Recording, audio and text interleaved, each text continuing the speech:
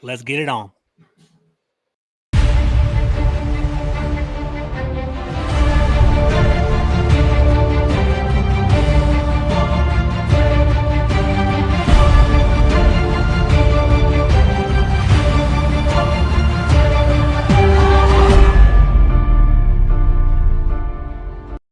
What's up, everybody? Thank you for joining us on this lovely Thursday afternoon, or Thursday evening, actually. I'm joined for an awesome roundtable with some of my boys that I talk to every single day in the Commanders chat. Let me start off with my boy Deuce from Red Zone the Lab. Dude, how you doing today, bro? Good, man. Good, man. Glad to be here, man. Glad to be here. I'm glad you're here too, bro. I'm pass it over to DT from Ins and Out with D. How you doing, D? Good, man. I'm so excited for this moment. Let's get it. Let's get it on, man. And last but not least, DH from Breaking Command Podcast. How you doing, bro? What's up, everybody? In the words of my man Akeem Jaffer, I am very happy to be here. That's a great intro, man. So, obviously the off season's kicking off. There's a lot of information, a lot of stuff going on over here in Commanders land. Hot topic today. And we're going to start off, coming out hot, man. So, obviously, Daron Payne, he basically was a thing that popped up on our names, popped up on Twitter. People were kind of reporting that he doesn't want to be here. We should potentially trade him, all sorts of information like that. I'm just kind of curious. We'll start off with him as our first roundtable topic. So, Deuce, we'll start off with you, bro. How do we feel about Daron Payne? Do you think we should resign him? Is he part of our long-term plans? What do you think? Yeah, for me, I think he is. I think he's part of the long-term plan. I also think that when we're talking about Ron Rivera and how he kind of talked about Daron Payne towards the middle of the year, how when he had Star and he had someone else in Carolina, he had a great tandem at D tackle, and he only kept one, and he said that's one of his regrets from his Carolina days is not keeping those two dominant defensive tackles. So either way, I know we're going to franchise tag him. Of course, it all depends on like the money situation, the ownership, and all those things. But I think either way, we're going to tag him. So I think he'll be here next year. And if they make the right moves, what they should do is tag him, and work on a deal and extend them. But we've been here, right? Nah, I'm right there with you, man. So what's up, Derek? What's up, Jen? I see you guys in the chat. What's going on? DH, how do you feel about that, bro? Do you think tagging Daron Payne's the right move? Do you think we should sign him long term? Like, people saying sign and trade him. How you feeling about all this? So I think right now, this time of year, right, I seen it on a very popular show called Atlanta, and it's called Lion Season because right now everything, everybody got a different narrative about what can happen. People trying to jock in position to get paydays or to try to throw some nonsense out there to kind of get you to bluff and show your hand. So I think, of course, off the break, I think we should keep him, right? I want to be able to keep the guys that we draft in-house and be able to build what we've built with our defense because he's been a great piece this past year and previous years as well. And, of course, strike while the iron is hot. You play well in the contract year. That's what most people do. That's how you get paid. I think, financially, I believe it can be done. A lot of these franchises can make deals and make it work. But I definitely think as a piece, yes, if you can afford to keep him here, keep him here. I think for any reason other than that, I mean, he's been productive. He's been pretty much a good citizen. He's been a great teammate. And I mean, you don't have any reason to move on from him. Only reason would be if it's just financial. Yeah, I feel you, man. So someone brought up a good point. So I put up a tweet earlier today about re-signing Daron Payne, making it a priority. And people were talking about how he was a good citizen, like you mentioned, DH. Like he was here all throughout training camp. He didn't hold out. He put his head down, put in the work. So, I mean, there really isn't any reason to kind of hate on him, right? I think he should potentially get paid, big money over here. So, DT, I'm going to toss it over to you, bro. So looking over here, I don't know if you guys can see this, but this is the, interior defensive line contracts. I'll put it up for you guys big if you want. But, thinking about that, DT, do you think we should sign him? And like, where do you think he'd land in regard to, a contract? Yeah, I think the biggest thing is before the season even started, a lot of discussions on the defensive line, especially for the 2021 season, where they kind of underperform and things like that. And there was questions on who was actually out of the group the worst that to perform, and a lot of people would say Daron Payne due to not really reaching that sack potential and things like that. But I was a true believer in him. I believe he always had that K1 short ability to get to the passer. He just so happened to did it this year, and he had a career high in tackles for loss. Now, when we look at this list and things like that, you got guys like Leonard Williams, Chris Jones, his own teammate Jonathan Allen Vita Vea. More than likely, he's going to be trying to reach a payment much even better than his own teammate. So I think that's going to be the variation in the contract talks and things like that. To me, I think we're going to tag him more than likely. I think there's going to be some long discussions and things like that financially down the stretch. They probably will tag him and still try to find a way to get this contract stuff done. No, I'm with you, man. I think that's a good point. So that Kawan Short comp's a pretty good one. I think what really sets apart a defensive tackle is going from not being only a run stopper, but being a pass disruptor and basically having that pass rush to go the extra level and having 11.5 sacks. He actually, I looked at some stats earlier today. He is, besides Chris Jones is nuts, man. He had 15 sacks this year. But besides Chris Jones, Daron Payne at 11.5 sacks as a defensive tackle, the second most in the league. So 25 years old, coming from Alabama, never misses any game due to health or injuries like that. I definitely think he's in up for a big payday. Deuce, man, where do you think he falls on his pay scale, man? Is he right in front of Leonard Williams? What are you thinking, bro? Are you muted, Deuce? Rookie mistake, right? I don't know about like any other it might position, be position, right? So when I think about the defense and I think about Aaron Donald, right? And I thought he was only making $30 million, but as Harris says, he is at 31.6, and the next person is at 21. Like that's a crazy gap within positions, but that gap is going to close, and we know that Leonard Williams is up for an extension, and Chris Jones. I think Chris Jones is going to be the one that get closer to Aaron Donald, but I still don't think he resets it and surpasses him. I would think that would be crazy for the Giants to do, but I do think even when we think about Jonathan Allen and what he makes, the market moves, right? We know that the market moves every year, and he's going to make more than John Allen, and not because he's better than him, but just because that's what the market tells us, right? Yeah. So that's going to be the thing with him. But I think he's going to be, I think his tag is at like 18.5. So that's the base. Like that's where the conversation started at that 18.5 number. So I think he gets up to maybe like around 22.5 is like where I stop. I don't go past there, even for some people that might be a reach. But that's where I am when we're talking about the actual deal and where he lands within the other D tackles. Now I feel you on that. So I want to give a couple shout outs to the chat. What's up, Derek? He said it's pre-lying season. The official start of lying season is day 1 of the NFL Combine. I see that, Derek. What's up, Hawk? He says we in the lab. What's good, everyone? So what's up, Hawk? How you doing, bro? DH, real quick, bro. So before we move on to Sam Howell, there's a lot of conversation about like salary cap spending, right? And basically how to kind of like distribute it.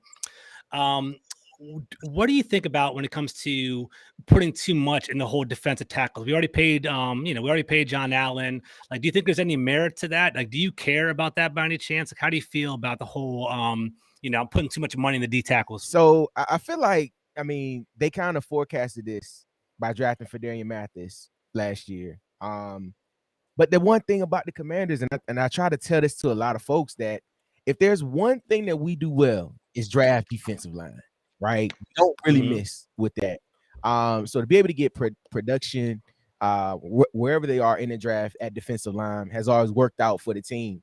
I just think that, I just think he's too good to just let go. You know what I mean? And I feel like we have a great rotation with all the guys, like all the D tackles and D ends. We have a great rotation with all those guys, and I think keeping him here keeps the solidarity together.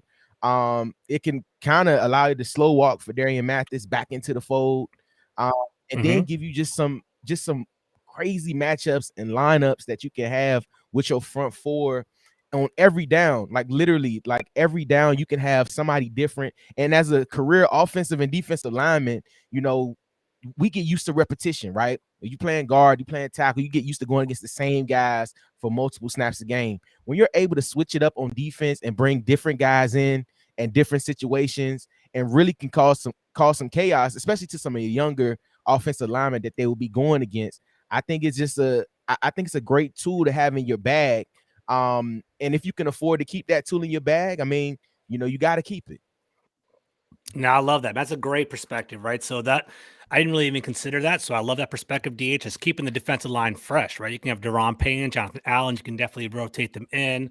Fadarian Mathis definitely is another added component. We didn't even talk about, adding him as a 5-2, as a zero tech, putting him right on top of the center and having that, that whole run defense set up right there. So I like that, man. If the strength of our defense is the front, and, it's that interior line, the defensive line, just keep building that up. And, with a rookie quarterback, we could potentially continue to, build around him is what I really want to go with there. Last question, UT, before we go to Howell. Does having Phil Mathis basically affect you at any point in regard to keeping Payne, or you don't really worry about that? Well, at first I thought about it.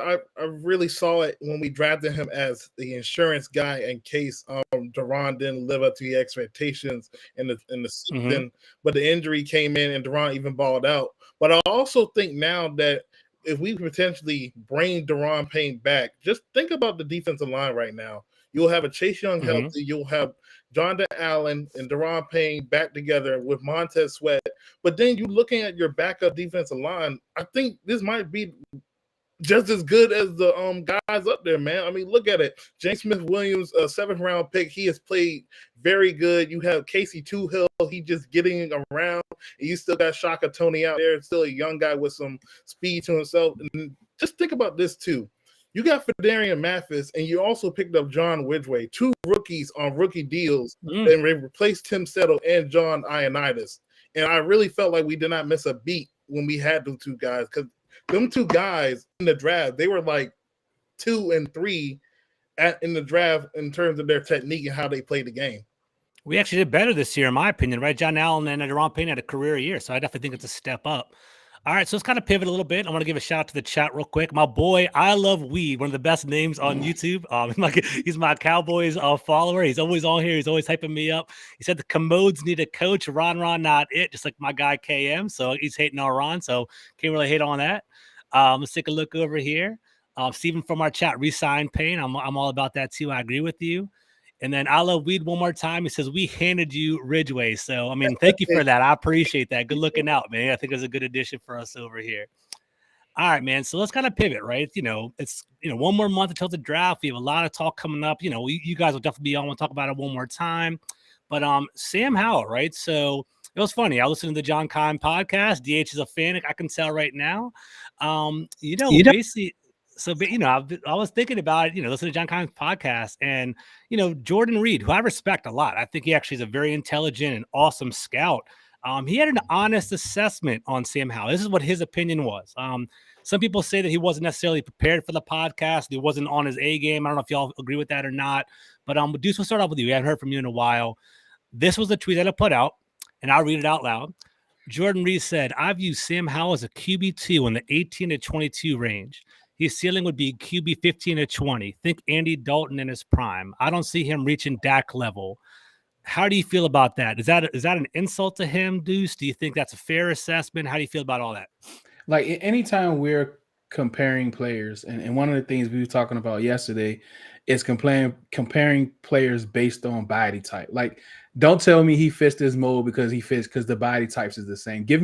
I need more context. Like, I need talent. I need skill. I need to know what that matches, because like Sam Howell could match someone that's like 6'4". They have the same arm talent, this, and that. Don't just say because he's built the same, that's who we're going to compare him to. Like, that's a pet peeve of mine. But also when you're saying someone is not going to be something, someone is not going to get here or get there. Well, give me something where you believe that a player that they will match up to. Like you're saying, he's not going to get to Dak level, but did you believe that Dak was going to get to Dak level when he was drafted? Right? Like, let's have that conversation. Like, before Dak got here, he was at a place. What was your assessment on Dak? Because I think, like, we just get this thing wrong so many times when we're talking about rookie quarterbacks, what they can do, what they can't do, where they draft their 1st round, 5th round, 7th round, and we compare them to this person, Like, let's see what they can do on the field and assess their NFL talent. You can assess college talent, right? You can do that. You can take what you know and you can apply to what you believe they will be. There's no problem in that. We do that all the time. But don't just tell me someone cannot get to a place based off one game, because I can say, well, I think he's going to be great next year based on just what we saw in the field, and I get ridiculed for that, or I will get ridiculed for that. So on the flip side, I can ridicule you for saying he's not going to be good from what you saw on the field. So I think when we talking about, comparing players and doing it, like, we have to kind of wait and see about what they can do. But what we do know, what we seen him on the field that last game and what he did in college. And what he did in college was magnificent. We all know the story. And, I'm not going to talk too much about it because, that's DH guy. And he probably, he has this, this whole silhouette about him, about Sam Howell, man. So, yeah, but that's how I feel. Like, I respect Jordan Reed too, but it's all context. Quotes is kind of, for me, I need to just listen, and I don't like quotes. I love that breakdown. That's a great breakdown, bro. 100%. I think it's fair, right? So just to recap what you said, you can't necessarily look at body types. You can't necessarily look at projections because you don't really know how the player is going to learn and excel at the pro level, right? So, it's going to be a weird comp moving forward, but Brock Purdy, right? He's actually having a great time right now. He's on a 6-7 game winning streak. He shouldn't be the standard, but, he was Mr. Irrelevant, but now he's actually playing pretty well out in the league, right? So it's going to be pretty interesting. A lot of front office. He messed up a lot of front office. Over there, 100% evaluations, 100%. Man. We're actually going to pivot to DH in a second. I want to give a shout out to the chat. I love what over here. So Janet's a good people in the chat. She says Uncle Sam's going to collect your taxes. Uncle Sam's the best nickname in sports. I love that right there. Darren's getting on DT. He says DT got that school vice principal posture, spitting facts. I like that. That's good looking over there. Derek says he's trolling, of course. Let's take a look. Janice says that's an insult. She agrees with you, Deuce. She said that's an insult. I feel like Sam is going to be a Dax level or more. Let's see what Steve said over here. Steve said Howell's success is based on who they bring in as an offensive coordinator. It's a very good point. We're going to talk about that today too. He has the ability to play at a high level in the NFL, but the system is key. I 100% agree with that. I love weed. It's hilarious. I love weed. Jamarcus Russell. I don't compare no more to that. So I don't know where that comes from. So, all right. So let's start off with this. DH, is that a fair comp with Jamarcus Russell to Sam Howell? I don't see that at all, bro. So what do you got over there? Go ahead. You know why it's not a fair comp? Because Sam has not received that bag yet. So once he gets that bag, then if he flops that way, then cool, I'll call a spade a spade. But let me say this, man. And I know Sam has a lot of criticism for even one game, right? I'll say this. I'm going to give you some names, and I want to tell you, I want you to see if you can figure out what this is. All right, Deshaun Watson, future Hall of Famer Eli Manning, and Trevor Lawrence, right? And Sam Howell. What do you think all those names have in common? Any guesses? Don't worry about it. All right. All those guys that I mentioned that are not Sam Howell had less career passing yards in college, right? So you look at it, right? You say, oh, well, he didn't have the body of work that some of these other guys like Peyton Manning had or other higher end quarterbacks had, right? But the thing is, you got to get to the dance, to dance. You know what I'm saying? He has to have the opportunity to go out there and prove that he can play ball, right? And I think that's one thing that Sam has done well at every stop. And what I mean by every stop, he flipped from Florida State and came to Carolina, started at Carolina day one, okay? An 18-year-old true freshman started day one. And I'll just throw these numbers out here just for everybody because I'm sure y'all seen them, but I'll just say it again. 10,000 career passing yards in 3 seasons, 92 career touchdowns, only 23 interceptions, okay? And then he had over 1,000 rushing yards in that time frame. I mean, the production did go down, but as you can see, that offense that Phil Longo had in Carolina, every year they had to get new players because the offense was doing so well. Guys were getting drafted. Granted, they weren't first and second round picks, but Carolina has been filling up the mid and back part of the draft for the past few seasons on offense and defense. But I digress. I'll say this, man. I want Sam Howell to get the opportunity, not because he's my quarterback, not because I've seen every throw, but because I feel as though this is the formula that the team can use to get themselves in a better situation than they've been in the past, right? I agree. We've swung for the fences and tried to get big name quarterbacks. We've tried to get reclamation projects. But a lot of times, if I can use a baseball reference, sometimes you got to play small ball. Sometimes you got to hit a single. Sometimes you got to get around the bag so you can score, right? And you're in a position right now where you have a 5th round pick that's dirt cheap for you right now. A guy that was the year before would have won the 1st round, but you got him dirt cheap right now. You build around him, let him play out his deal, because you won't have to even discuss money for at least another 2. Come on, man. So I'm just saying, we've tried everything else. Why this? Why? Because unless, and I said this on Deuce's show yesterday, unless it's Lamar, unless it's Patrick Mahomes, unless it's my man from Buffalo, unless it's like guys like that, you're not getting them guys. So unless you can get in, you might as well work with what you got here. So that's the thing, man. We've tried, the franchise has tried to get a franchise quarterback for years and years and years. They tried the big money route. They tried everything else. This fell in your lap. Take this, build on it, because I believe even if that comparison is correct, a 18th ranked quarterback with our defense and the skill positions that we have can get you knee deep in the playoffs, which is what Brock Purdy is doing this year, because he's not doing anything special, ladies and gentlemen. He's okay, but he's playing within the scheme, and that's true. That goes to it as well with the offensive coordinator. If you got somebody that can scheme it up for him, he can look great, and that's what it is, man. You try to put everything together at the right time and make it work. But I'm gonna go ahead and take a back seat because I've said already too much. But no, man, I love it, bro. I love it.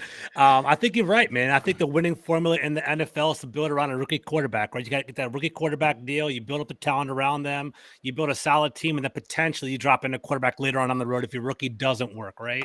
Another wonderful thing that I heard you say was Sam Howell playing at age 18. For those of you that don't know about this, player profiler has a breakout age, and they kind of show like, what age people kind of break out with in relative to their peers.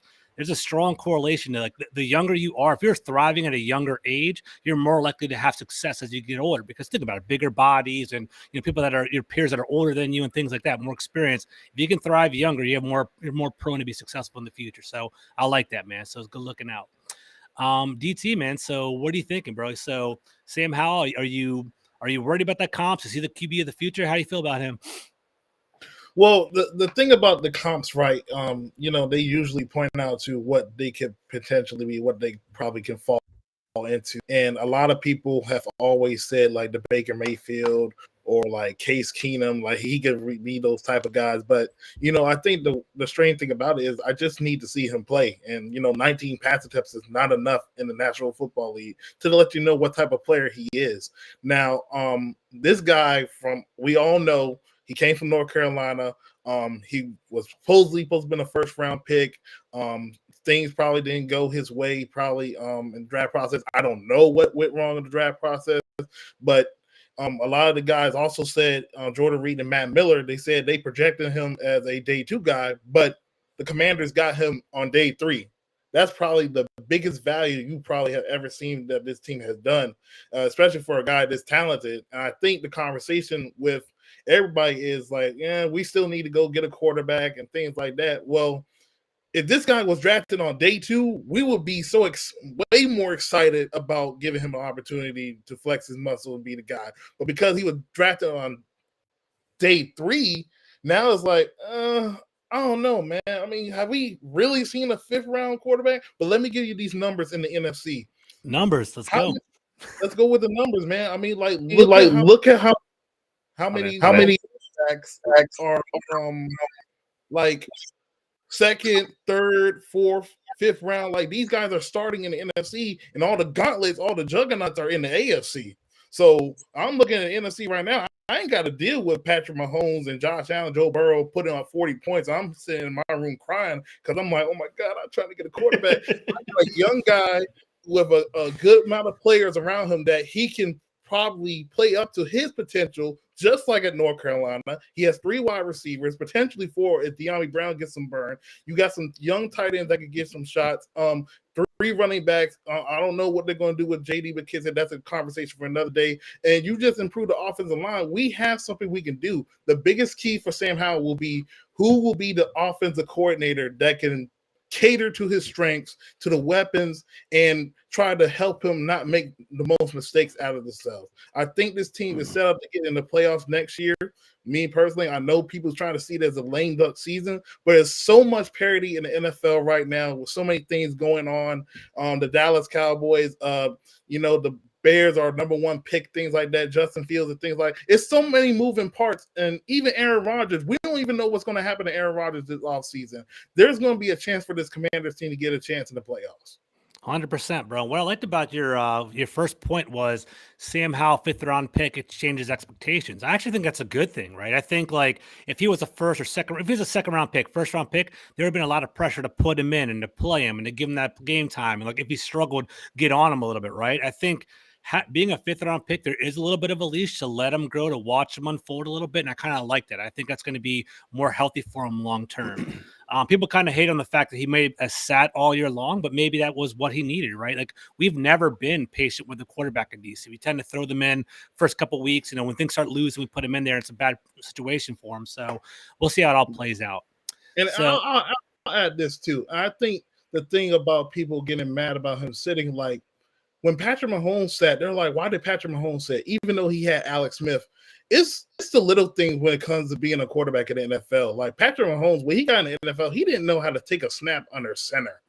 And he didn't know how to call plays in the huddle, things like that. Sam Howell, like he didn't really do that stuff as much in college. And you're trying to get him to do that stuff in the NFL level with NFL concepts and NFL players. So I think we have to afford him that opportunity. Definitely, man. I agree with you. So let's look at the chat real quick. So first of all, we got a new listener today. I appreciate it. Terrence, what's up, bro? So evening, gentlemen. I was brought here by the Command This podcast. Eagle fan here, but I respect the division and what others have to say from their perspective. Much appreciated to be here. Much appreciated to have you here, bro. Thank you for coming. I appreciate that, bro. Real quick. So you guys, what's up, Marcus? I see you in the chat as well. And my boy over here, dude, Roger Smith is always here. I love it. And it's a great pivot to our next conversation. So what's up, Roger? I'm going to read your comment right here. Roger says, and DT kind of alluded to it as well, offensive coordinator, right? Put Sam in a similar offense like the Eagles, a smash mouth RPO offense to use his legs, power run game from under center formations, along with the pistol formation, use play action to go deep to a wide receiver. So that's a great point, right? So obviously, the Commanders are in the market for an offensive coordinator. So we're going to go to our next topic, OC and DC, right? So let's start off with this. DH, we'll start off with you, bro. We haven't started off with you on the topic. So let's go over here. So, there's been a lot of, Studesville's come in, what's his name? There's plenty of coordinators. Anthony Lynn's been reported now. I had interviews too. What's that? Yeah, get out of here. Yeah, all these Madden players are all trying to be offensive coordinator now, right? So, anyways, who's a favorite, man? Who do you use number one choice for offensive coordinator in your opinion? Oh man, so I'm kind of torn, right? Because I want them to go young and innovative, but truthfully, because I don't know what's going on upstairs, I don't know how long they would even be here, right? Mm-hmm. So I feel like Ron Rivera may do the typical Ron Rivera move and get somebody that he's more comfortable with versus giving somebody a new opportunity to do that. I did hear Studesville name floating around, but he has a familiar relationship with Ron already. Really, truth be told, honestly, whoever's here, just as long as they have a better play calling scheme than Scott Turner. Yeah, like and I'm not even joking. Like I'm so serious about it because I feel like anybody, if they can call plays better than what Scott did and really focus on the weapons that you have, I feel like we'll be fine with anybody. And truly, if this year, if Ron and them are saying that we want Sam to start and Sam to be the guy, whoever it is, whether they're here for 1 year or 10 years, they need to be able to cultivate Sam's abilities and really put him in the best position to win because you're going to be attached to him. You're going to be attached to him because let's say Sam comes out next year and balls out, right? And like DT said, let's say we're built and we make the playoffs and we go, into the second round of playoffs. That OC may not be here anyway because they like, yo, you was able to take him. You might be the quarterback whisperer. Like, we don't know, right? So I think you could throw any name out there as long as they're team first and really going to focus on getting all our guys in the right position to make the best plays and to cultivate some of these relationships and this growth with the team. I'm all for it. So you're open. OCX, whoever you put in there, I don't care. Just OCX. Just go in the red zone. Whoever. The one thing that was interesting to me, and I've been peeping it over the past couple of weeks, is that as it's funny, right? Everyone's kind of nice to Scott Turner when he's here, and once he's getting fired, all the players start coming out, kind of saying little whispers here or there, right? What I found pretty interesting is when they were criticizing Scott Turner, they were saying that he wasn't a good teacher, right? He wasn't a good instructor. He wasn't good at getting his concepts out. I think that's very important for Sam Howell. I think he needs to learn these concepts, learn the NFL game. I want consistency, right? I've been watching Washington for over 30 years, guys. It's like, Justin Campbell, Patrick Ramsey. They're getting offensive coordinators. You flipping them over and over again. They're not getting stability, and they're getting, their brain becomes mush. They need some consistency. And I actually read somewhere recently that like the best way that a quarterback can thrive is like year 3 in a system. Like after they're there for 3 years, they finally get it. It makes sense there. So I am hoping for that for Sam Howell. I think he needs that consistency. DT, who do you like, bro? Who's the OC that's in your favor right now? Consensus wise, it has been Thomas Brown for the past couple of weeks. I like the energy he brings and things like that, but I don't think they will go that route. I feel like this team is a lot of pressure this year, especially when new ownership lurking around the building and things like that. I think they're going to go with a veteran route. And if I'm looking at a veteran and obviously a guy with ties to Ron Rivera and the Andy Reid tree, I think Pat Shermer makes the most sense. And I think for him being a quarterback whisperer, working with a lot of quarterbacks and things like that, I think this one stint, it really intrigues me. He was in Philadelphia under Chip Kelly. He helped Nick Foles produce and had one of the craziest seasons in NFL history, 27-2 touchdowns. Now, I'm not saying how going to get those type of numbers, but I think him understanding that Nick Foles had spread concepts that he loved when he was at Arizona, I think that fits what Sam Howell does. Getting the ball out of his hands quick with the wide receivers. It's still a modernized West Coast spread for Sam Howell. I think when you heard rhythm offense from Jordan Reed on the podcast with John Kahn, first thing that screamed in my head was West Coast. And there's a lot of guys that run that West Coast. I know Studfield's run it, but I think Pat Shermer, we have seen his track record with the quarterbacks with Case Keenum, even Daniel Jones. I think that's a good fit for Sam Howell at his youth. He's only like 22 right now. I think that's a good guy to help him develop. Yeah, I agree. He's kind of a corporate. He can Case Keenum. He actually was the spearhead that get Case Keenum to the NFC Championship with the Vikings. He has nothing comparable to that. Since then, he's been a good coach in regard to that. I think he also helped out with Teddy Bridgewater and developed him there as well. So there's definitely some Pat Shermer momentum there. Seeing some comments in the chat. Derek, this is an inside joke in our chat over here. Please don't say Roman is what Derek said over there. What's up, Derek? I'm gonna throw it over to Deuce in a second. Deuce, question for you. I want to hear your opinion on the OC, and I also have a question for you, right? So, Marcus, thank you for joining the show, Marcus. He said his choices are Pep Hamilton, Anthony Lynn, and Thomas Brown. I like those. I think they're all pretty interesting as well. What I like about Thomas Brown is he comes from that McVay tree. He's a tight ends coach. You and I are big Logan Paulson fans, Deuce. So we basically know that I think the tight end is actually coaches are great, right? Because they know about protections and run games and also the passing game. It's almost trifle. They have all of that, right? We'll start off with this. Thomas Brown has never called plays before, right? He's never called plays. Does that scare you at all? And, would you want him as your offensive coordinator? If not, then who? So when it comes to tight ends, right, we see how those guys are smart. And yes, Logan Paulson, he can't do no wrong in my book. If he said it's right, it's gold. You know what I'm saying? If you say anything bad about him, if we in a space, I'm booting you out. And you also think about Greg Olsen, right? That's another guy. We hear him on Sundays, and he's just so smart. And in that position, yeah, I'm a Logan guy. That position, it sees everything, right? They have to know where to go. They need to know the O-line protections because they are very important to that. They need to know where all the wide receivers is going to be because they run routes. They have to make sure that they hitting the seams right, they sitting in the holes right, and they have to know blocking protections, especially if you're in an offense where it calls for pre-snap motions with tight ends where they go back to fullback and they motion here and motion there. And one thing that we saw this year with Armani Rogers is that he took a reverse.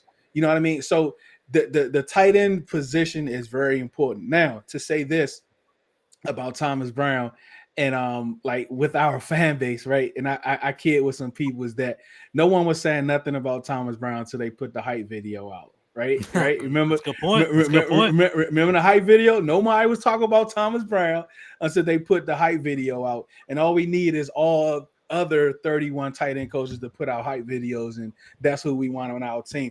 But actually look at his body of work, and his body of work is very impressive. No, he has not called plays, but he has been in the room. But one thing that we have to talk about Thomas Brown, which I don't think anyone brought up, is that they have an OC job open too, and he has not been interviewed for it.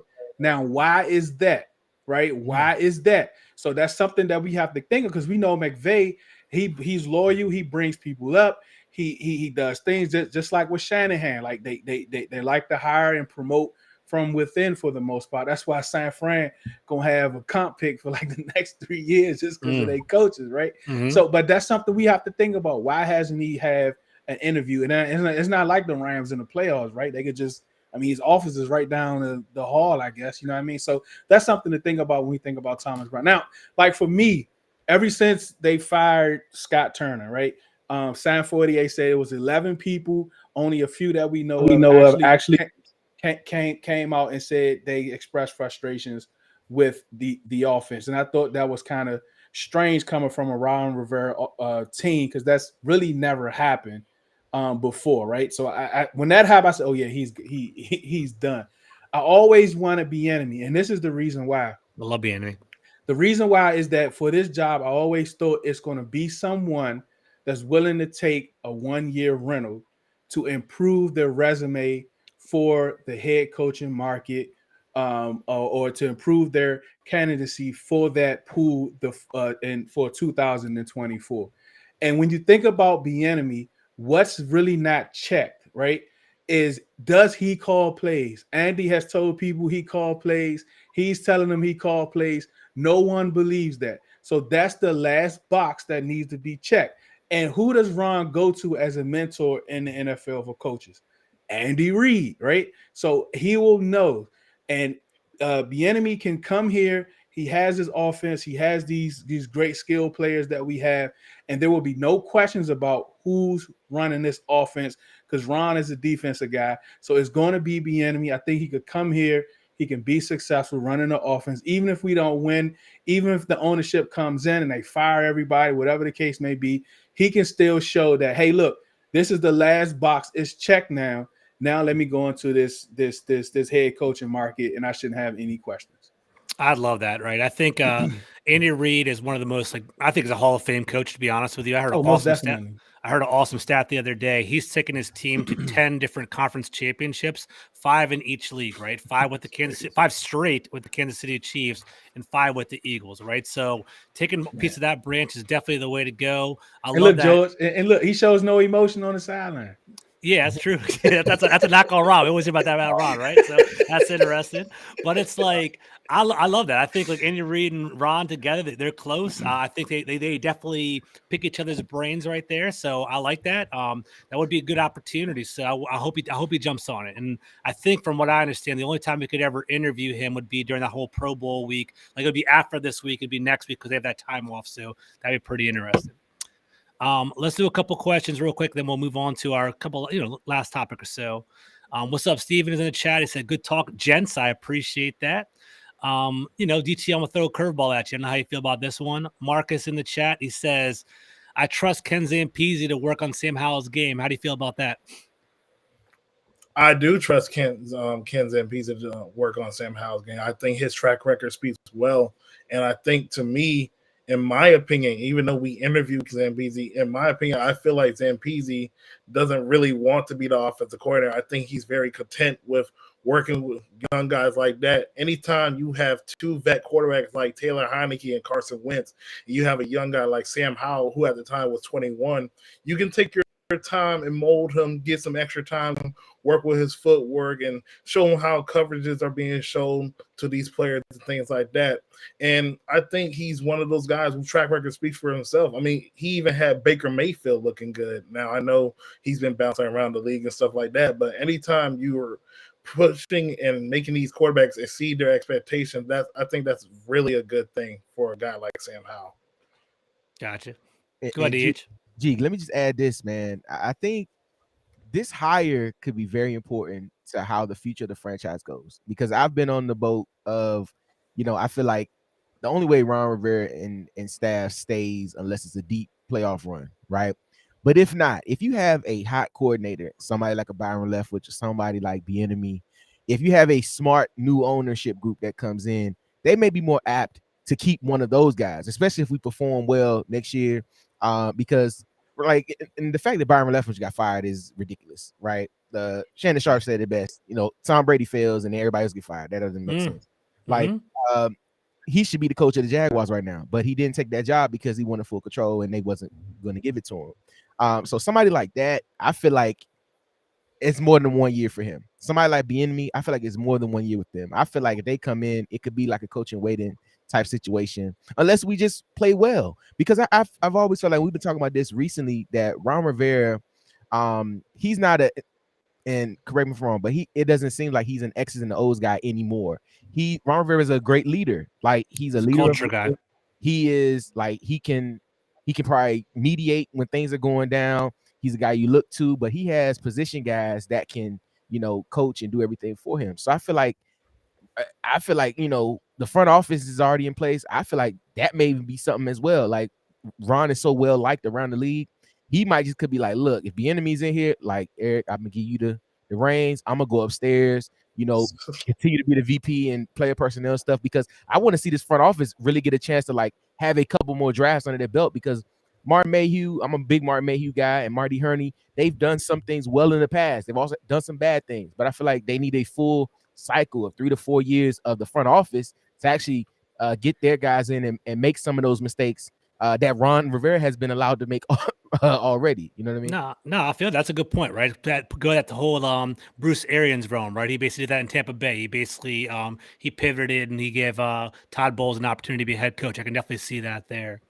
All right, so let's do a couple more. Let's do 2 more questions before we can start wrapping it up. So I want to pivot to more of like a global perspective and go to the NFL, right? So, selling DC, right? So my perspective is this: we have an offensive coordinator position that's open. Where does it fall in the big landscape across the league, right? So if you look at that little ticker on the bottom, Baltimore, Tampa Bay, Arizona, the Chargers, Colts, Washington, we're all looking for OC. Where do we? What's the most appealing offensive coordinator position, and what's the least appealing offensive coordinator position? What do you think, DT? We'll start off with you, bro. Well, if we're looking at this, these graphics and things like that, obviously you have to put the Chargers and Baltimore up there because they're the ones who have quarterbacks and potentially will have the quarterback depending on the Lamar Jackson situation. Then you look at Tampa Bay, Tom Brady will probably be gone, but you still have a good structure in terms of the weapons like that. The Colts, something about the Colts job, man. I don't know. I think they need a little bit way more on the outside. I think they need more help on the outside. I'm kind of worried about Jonathan Taylor, the mileage he took this year. And Arizona, Kyler Murray injury is huge. You're going to have to get a bridge guy that can help stable the ship. And I think Washington is somewhere around probably 4 or 5-ish. I mean, I think we're not that far off. I think offensive line and quarterback play and offensive coordinator, those are the 3 marriage points that has hurt our season why we didn't get to the playoffs. So I would put us around 4 or 5. All right, that's pretty interesting. I agree with you there. Up to the Command This podcast, Phil, Dev, Steve, what's up, guys? How you doing? Thank you for dialing in. I appreciate that. All right, so I think you're on the right track, right? So Tampa Bay, Baltimore. I think the Chargers is probably the most appealing one. Justin Herbert as a quarterback right there. I like their weapons. People aren't really high on Eckler. I think he's a great like all-around back. Like, he's not a power back, but he can catch the ball out of the backfield. So I like him there. I'll pull up the graphic again. Deuce, what are you thinking, man? Where does Washington land on the offensive coordinator like spectrum right here? Yeah, so I think like the head coach also matters, right? Like the head coach, who some of these teams are going to hire to run their programs. I'm quite sure a lot of those guys are going to bring people with them or whatever. But the Arizona job is real tricky to me, right? I think they paid a quarterback that I really would not have wanted to pay. I think the pressure was on. I think they used it. Well, what else do we have? What else can we get? It's so hard to find a franchise quarterback. And when you get close to it, you don't have to pay. And they paid him early too. So that's another thing. So now you have someone that's going to come in there that's not going to have their franchise guy for a full year, maybe more. If the rumors are true about his work ethic, he probably come back 20, 25 pounds heavier. But that's a different story. But like the Chargers, for instance, I think when you're looking at the Chargers, I think that's also a rental job, to be honest. Yeah, Staley was real close to being fired. And I Mhm. believe that's what Payton wanted. I think that's the real job that Payton wanted. Yeah. And I don't think Payton, I don't think he chooses a team this cycle. I think he waits another year. But that job I look at as also a rental. The same with Baltimore, the same with Tampa Bay. Like all these teams that have head coaches in place that fired their offensive coordinator are really possible rental jobs. So I think that puts us in a better, fair playing field when we talk about trying to bring in I would say like the more innovative or the coaches that have the better resumes, you know, the top candidates. I think this put us in a level playing field when you're looking at those jobs like that. So for me, I have us up there, you know, and just like what DH said about Ron Rivera, you know, possibly moving up. I just think Ron Rivera, the GM and the coach, when they're together, when they're talking together, they are bad. They're really just bad.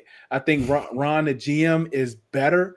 I think Ron the coach is not good, but when they're together, they're both just bad.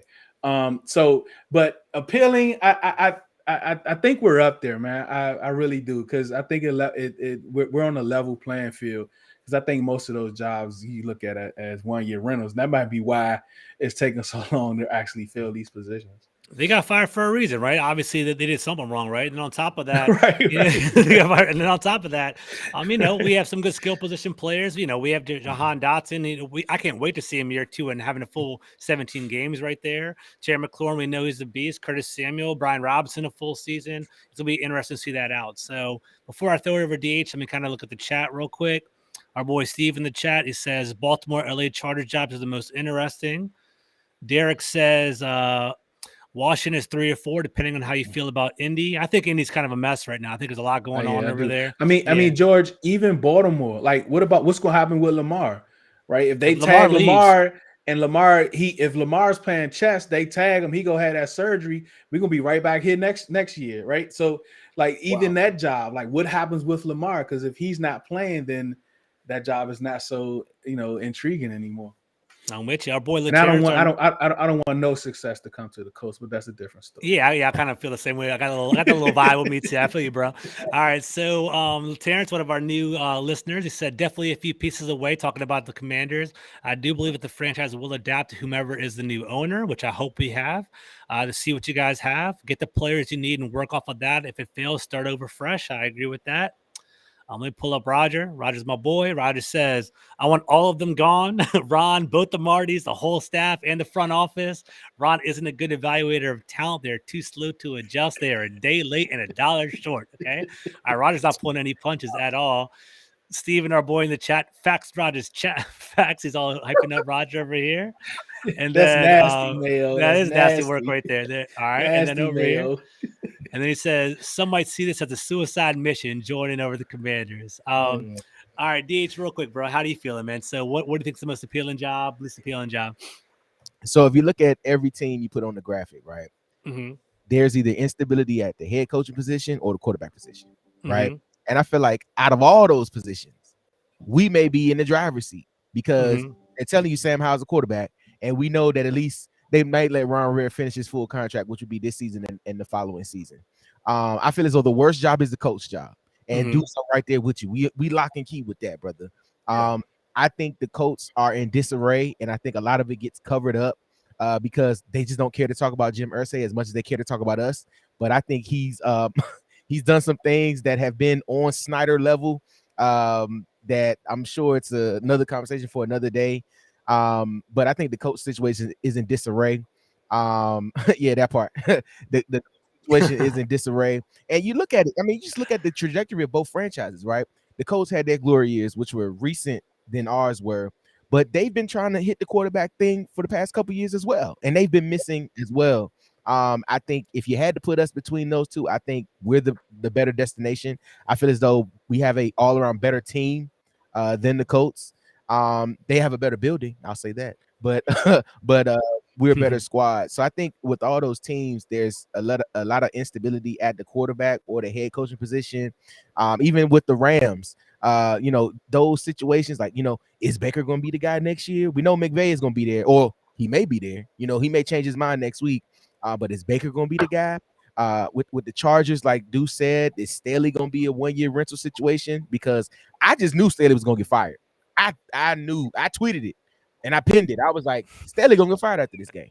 You know what I mean? Because he was already on the hot seat. And then you look at a lot of these jobs where you got to fill the head coaching role first. You know what I'm saying? Arizona needs a new head coach. You look at just a lot of these other teams that may need quarterbacks. It's just it's a lot. So I said all that to say that I think we're the most desirable location because I'm being a homer. So that's why. There you go. Perfect. All right. So let's kind of look. All right, here we go. Look at the chat real quick. Well, Terrence is a funny comment, right? He says the Indy owner being like, ooh, wee. He's been like, ooh, wee over there. But I mean, I think we all kind of know that. He's kind of offline over there. All right. Very good. All right. Steve or whoever, Dev, Phil, one of the guys who commanded this.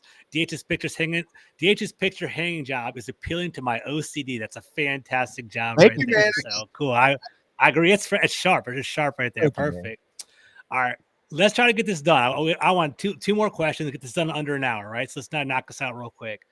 Big games, man. I love football. I know you guys do too. That's why we're here, right? So let's talk about the 49ers and the Eagles. We don't have to go too deep into it. I just want to hear your initial thoughts. A couple round real fast over here.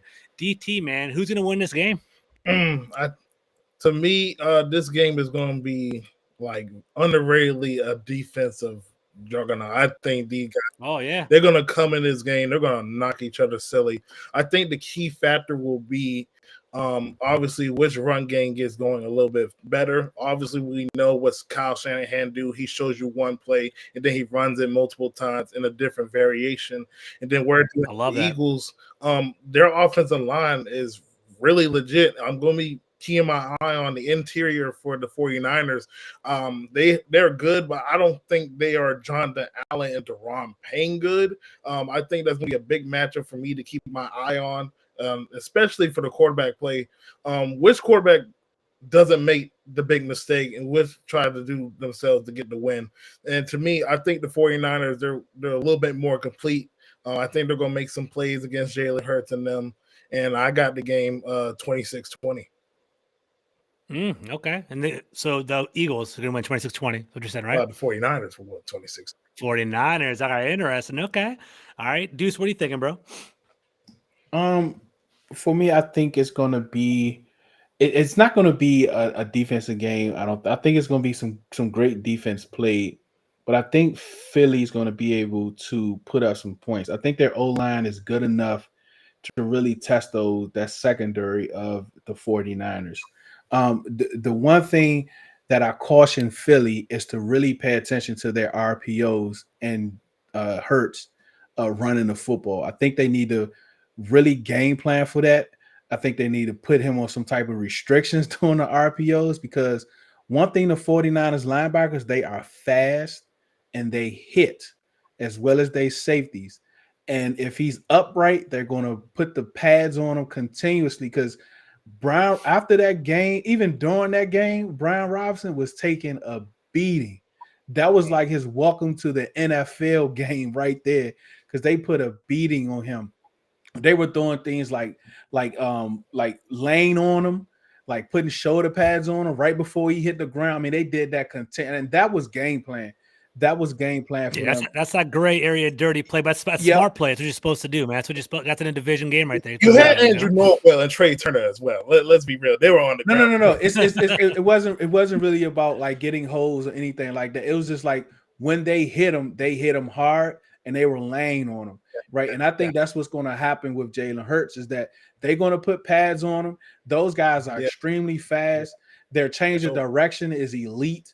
So even if they bite a little bit on the RPO, they can get back outside. So I think that's where the game is going to be won. I think Shanahan's going to do a great job of protecting Brock Purdy, like he's done Jimmy over the years. And I think he's going to put him in positions not to fail, not to make mistakes. But if they get down early, that's going to be a problem. If the 49ers get down early, But ultimately, I'm going to go with the 49ers. I don't think a game is going to get over 20. I think the 49ers score a defensive touchdown. So I'm going to go like 17 to like 14, somewhere in that range. I mean, it may change. Still got some time, but that's where I'm going with that game. I love the chess match perspective you have with the linebackers of the 49ers and Jalen Hurts. I do think Jalen Hurts is the difference, right? Like, and I'm also keeping my eye on Purdy. Like, is he going to fall back down to earth, right? Like, you can't be perfect for too long, right? So there's going to be that one thing. And the Eagles defense is kind of slept on. People are like, oh, the Eagles defense is not that good. They have great pass rushers. I think Hassan Reddick had 18 sacks this year. Like, I mean, it's a lot going on. But you know what, George? Let me give you a stat, and it might be not so accurate. So the Eagles had 70 sacks, right, on the year, right? They had 70 sacks, right? So out of those 70 sacks, I think 3 of those games they had like 30 sacks in 3 of those games, like 10 sacks a game or something like that. Some games they had like 6, 7 sacks, and 5 out of those games, I think they had 47 sacks out of those 5 games. So it wasn't distributed. So you put that a couple games that they blew up. So you kind of put that in perspective when you're talking like for that Eagles defense, which I thought was very interesting when I saw that stat when it comes to their D line. I got you, bro. That's a good point. Yeah. Roger got a good point, too. We said Dre Greenlaw is the key to the 49ers' victory. He must run with the Goddard up the seam in that cover 3, shoot the gaps and run fits and spy Jalen. So in addition to Dre Greenlaw, Fred Warner, man. Fred Warner's one of them. I played linebacker in high school. Guy I love watching him play. He's the guy you put on the film. Like, that's how you play linebacker, in my opinion, right there. Let's kind of pick up the pace, DH. So I'm going to throw you to the AFC game real quick, right? So unless you really got your heart set on the 49ers, Eagles. But we'll go Bengals, KC. What do you think? Who's going to win the game there? Man, this is tough. I think this is a pick'em game. The Bengals play well in the playoffs, man. Like, and last year they've proven that last year was not a fluke.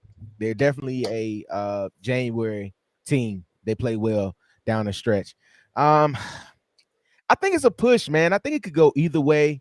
I think I might take the Bengals, man. I don't know how hurt Mahomes is. I think if they're able to get to him and attack him a little bit, they may be able to frustrate him a little bit. And those magical throws he may not be able to make because he may not have his mobility. So I think the Bengals may get it, man. They sound real confident. They've been talking a lot of cash this week. And I mean, I just think it may be the Bengals' turn to run it back. And I'll say this real quick. They're only giving 2.5 for that 49ers Eagles game, so I think that's a close one too. My lock, I got a parlay. It's George Kittle to score twice and Boston Scott to score twice. Okay, lock that in at 41,977 odds. $10 to get your 4K. Lock it in. Why not? Roll the dice, right? Ain't gonna hurt, right? All right, so looking over here, over here it says the Eagles can't stop the run for real. Oh, that's a different one. Sorry about that. LaTerrence basically said 27-17 the Bengals. That's what he says over here. We'll finish it off on DT. Last question, right? So I'm gonna ask you about KC and the Bengals. The Bengals are very confident. I don't know if you guys heard the whole talk going on today. Burrowhead Stadium, they're 3-0 and all that. Do you believe in the hype? Do you think the Bengals are going to win? How do you feel, DT? Obviously, we all know the world's going to be looking at Patrick Mahomes' ankle. I think it's kind of crazy that Joe Burrow and them boys been having Mahomes' number, man. But I'm just going to say this. If Patrick Mahomes find a way to beat that Bengals team on one leg, just pencil him in as one of the greatest to ever do it, man. But ultimately, I just think this Bengals team is way different. They're a little bit better. I'm going to have to go with the Bengals 34-27. All right, good looking. I think Patrick Mahomes, when he's healthy, man, I was like, you watch good quarterback play. We saw Trevor Lawrence is not a good quarterback. We saw him kind of developing. You saw, who else we saw? We saw Josh Allen. We saw Joe Burrow in that, that little matchup there. Then you saw Patrick Mahomes when he was healthy and athletic and scrambling and throwing the ball. He's another level, man. He's truly elite. So I think his health is going to play a game. Fellas, I had a pleasure, man. You guys are really, smart on top of it. Good conversation. I really enjoyed all of that. So that was a fantastic dialogue over here. What I want to do is I want to pass around the mic. I want you guys to hype up your socials, what projects you're working on. We'll definitely promote you right here. So we'll start off with Deuce, man. Where are you at? Yeah, wherever you are, Facebook, Instagram, Twitter, YouTube, Red Zone in the Lab podcast. Just type that in. Website, redzoneinlab.com. You can find me on Twitter, on Spaces. Like everyone that you see here, we have Spaces daily show from 11 to 2, Monday through Friday. You catch us there. You can catch me on In the Huddle podcast over there with DT, but just Red Zone in the Lab podcast wherever we are. Good looking, man. Appreciate that, Deuce. And definitely check out those spaces. It's some funny stuff, man. They basically, I was reluctant to get into spaces for very, very long, but Deuce keeps on urging me to go. And actually, it's good talking there. I love going in there. All right, DH, man, plug your stuff, man. What are you up to? Hey, everybody. Appreciate y'all for coming through and tuning in with the boys. I had a great time, G. Of course, y'all can catch me everywhere at D&D Football Podcast. We're Breaking Command. It's a bunch of episodes there, but me and my guy, D. Mitty, shout out to him for tuning in. Where we just talk Commander stuff. We're gonna have a lot of stuff coming up for the draft as well, some college talk, and all that. And then if you want to take a break from sports and you want to get to the comedy and the voiceover stuff, come on over to Instagram, holla at me. It's D Will on the mic, man. A lot of fun things happening there. So pull up on me, man. But yeah, I appreciate you for having me, G. Of course, that was a blast, man. DT, what's up, bro? Yeah, man. Appreciate it being on the show. You guys can follow my Instagram, ins and out with D_podcast. You can also follow me on Twitter at D Cleveland Jr. and at Darius Ricks. That's my podcast page. And on my podcast, man, I talk all NFL. I talk all the ins and out with a lot of players and things like that. Going to be starting interviewing some local guys who are doing the NFL draft. I got a friend that I went to school with from Old Dominion. He just declared a couple months ago. I'm getting ready to hit them up, some HBCU guys, show some HBCU love on the channel, things like that. And I'm going to have a bunch of guys up there. We're just going to talk about the offseason, what's going to happen. That's awesome, man. I appreciate that. And good stuff. Definitely give him a follow. And guys, if you see on the bottom right here, I have all the hints for people that are on the show. Fantastic content. Guys, I'm George Carmi from Full Press Coverage. I write for fullpresscoverage.com. I'm the managing editor of Full Press Commanders. I also host the Command the Mic podcast on YouTube. Definitely give me a follow. I'm trying to grow that up a little bit. So thank you guys for listening. I had a blast tonight. Have a great rest of the night. Peace out.